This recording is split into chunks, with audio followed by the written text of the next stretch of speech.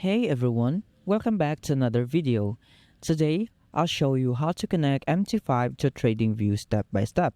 So let's get started. So first off, you just have to open your browser and just search for TradingView and make sure that you have registered an account in TradingView. As you can see in my screen, I have logged in TradingView, and after that you have logged in into your TradingView, you will be forwarded into this interface. And if you are in this interface, you should click the trading panel. And as you can see in here, you couldn't see the MT5 because MT5 cannot be connected because it is still not supported yet for the trading view.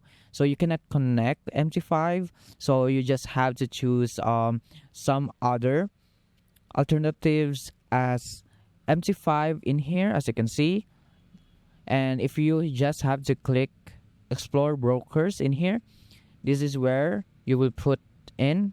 And as you can see, you cannot see the MT5 and it is still not available for connecting.